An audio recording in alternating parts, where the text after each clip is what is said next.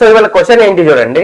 Question ఏంటంటే find HCF of 2/3, 8/9, 64/8, 10/27. So HCF of real number చేసినాం అనుకో మనం ఎలా చేయాలో తెలుసు. సో ఇక్కడ ఏంటి సార్ మనకు ఫ్రాక్షనల్ నంబర్స్ ఉన్నాయి. ఫ్రాక్షనల్ నంబర్స్ ఇచ్చినప్పుడు ఎలా చేయాలి అంటే హెచ్సిఎఫ్. సో పైన నంబర్స్ అంటే అప్పర్ నంబర్స్ కి నేను హెచ్సిఎఫ్ చేయాలి, లోవర్ నంబర్స్ కి నేను ఎల్సిఎం చేయాలి. అదే హెచ్సిఎఫ్ వాల్యూ అవుతుంది, హైయెస్ట్ కామన్ ఫ్యాక్టర్ వాల్యూ అవుతుంది. సో మరి పైన నంబర్స్ కి హెచ్సిఎఫ్ చేద్దాం చూడండి. హెచ్సిఎఫ్ ఈక్వల్ టు పైన నంబర్స్ కి హెచ్సిఎఫ్ చేయాలి. 2 కి ఏంటి 2 × 1 ఫ్యాక్టర్స్ రాద్దాం. 8 కి ఫ్యాక్టర్స్ ఏంటి 2 × 2 4, 4 2 8. 64 కి ఫ్యాక్టర్ ఏంటి 2⁶, అంటే 2 × 2 × 2 అట్లా. 10 కి ఏంటి 5 2 10.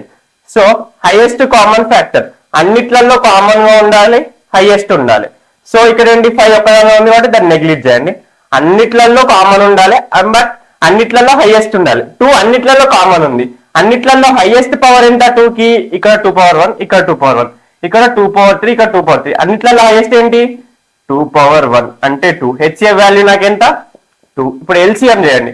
ఎల్సిఎం ఆఫ్ లోవర్ నంబర్స్ 3 కి ఏంటి 3 × 1 ఫ్యాక్టర్స్. 9 కి ఏంటి 3 × 3. 81 కి ఏంటి 3 × 3 ఎంత 3 3 9, 9 3 27, 27 × 3 81. 27 కి ఏంటి 3 × 3 9, 9 3 27. So LCM lowest common multiple అన్నిట్లలో ఉండాలి, అన్నిట్లలో లోగా ఉన్నా పర్లేదు, బట్ అన్నిట్లలో ఉండాలి. అన్నిట్లలో ఏది హైయెస్ట్ ఉంటే దాన్నే కన్సిడర్ చేయాలి. ఇక్కడ చూడు 3⁴1, ఇక్కడ 3⁴2, ఇక్కడ 3⁴3, ఇక్కడ 3⁴4. సో లోయెస్ట్ కామన్ మల్టిపుల్ ఏంటి 3⁴4. ఎల్సిఎం వాల్యూ ఎంత నాకు, ఎల్సిఎం వాల్యూ ఎంత 3⁴4 అంటే 81. సో ఓవరాల్ హెచ్సిఎఫ్ వాల్యూ ఎంత అంటే 2/81. సో ఇక్కడ ఇదే ప్లేస్ లో ఎల్సిఎం అనే క్వశ్చన్ ఉంది అనుకోండి, ఆన్సర్ ఏంటో కామెంట్ చేయండి.